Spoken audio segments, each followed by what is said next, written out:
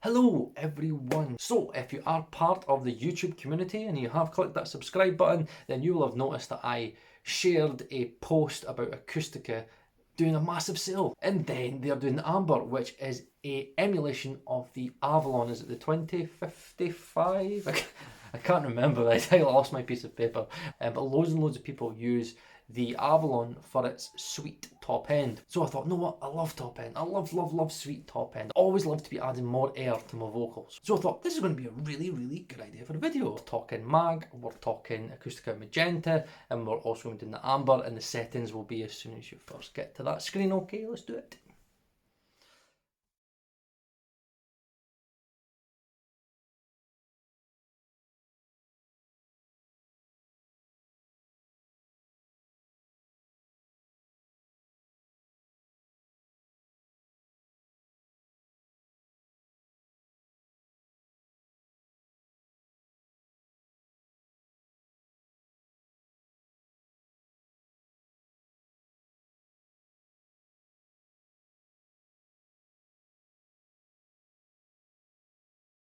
For I've been living in scenes from Harold and Maude, faking gruesome deaths, offending Catholic priests.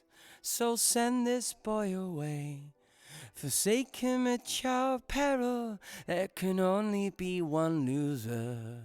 I never knew why. We were only passing ships. For I've been living in scenes from Harold and Maude, faking gruesome deaths, offending Catholic priests. So send this boy away, forsake him at your peril. There can only be one loser. I never knew why. We were only passing ships.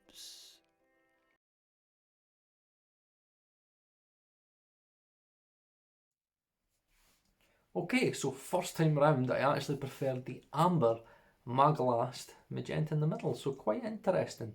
However, am I going to think the same way the next time?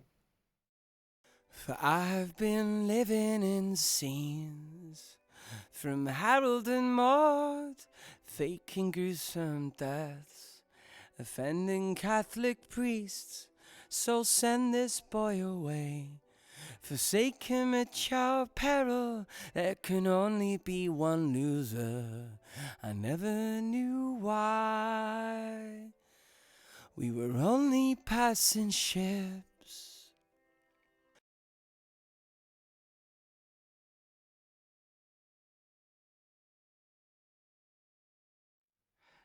Yes, and this is why we do these tests. So I thought the Amber was the best the first time, and then I think it's the worst the second time. But interestingly enough, the Magenta is now at 1. So it was sitting at 2 before, and now it's at 1. So we've done 2 tests. So let's see if I'm going to like pick the Magenta third this time. Let's see what I think, having 2 listens, what I prefer on one final listen. For I've been living in scenes from Harold and Maude, faking gruesome deaths, offending Catholic priests. So send this boy away, forsake him at your peril. There can only be one loser. I never knew why. We were only passing ships. For I've been living in scenes from Harold and Maude, faking gruesome deaths, offending Catholic priests. So send this boy away, forsake him at your peril. There can only be one loser. I never knew why. We were only passing ships.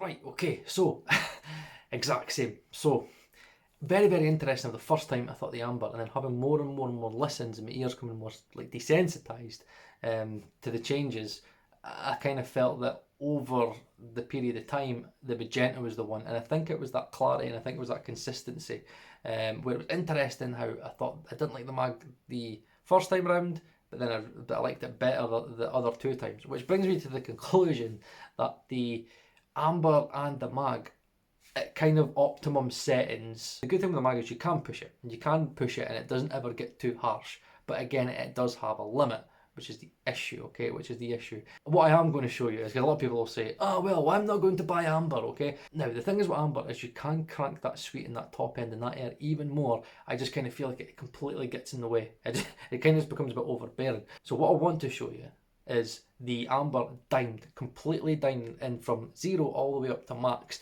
The difference in the top end and that kind of sweet, really sometimes a bit too sweet top end you can get, which I think would be really good in parallel. Again, when I was listening to it, I was like, this would probably be really, really cool in parallel. Kind of just to add extra little bit of top end, which is what a lot of people use Maag 40k airband for. So let's hear what the amber sounded like, completely dimed. For I've been living in scenes from Harold and Maude, faking gruesome deaths, offending Catholic priests. So send this boy away, forsake him at your peril. So, as you can hear there, there is almost like a little switch. I don't know, it's like when you boost it to a certain point, it's almost like it engages this like top end sweet air band out of nowhere. But I have never ever heard top end like that from the Amber and the Avalon. I've never heard that from any other plugin. That top end, when you get to that certain kind of increment, it's crazy, it's mental. I've never heard anything like it. Whether it can work or whether it sounds good, it's kind of two different things. So it didn't really win on vocals for me, but I do think it still has its use. And again, I will say I've never heard that top end in any other plugin when you crank it really hard. Now, acoustic guitar. So let's try. So we've got the coffee that's on sale just now. So we've got the Chandler stuff. So again, we've got the TG stuff, TG12345, curve bender and the Zener bender and stuff like that, versus the Avalon and acoustic guitars. Let's hear what the difference is like with that. So the next thing you will see will be the settings for the compressor, the EQ on both of them. Okay, so I'll show you settings first and then let you hear what it sounds like.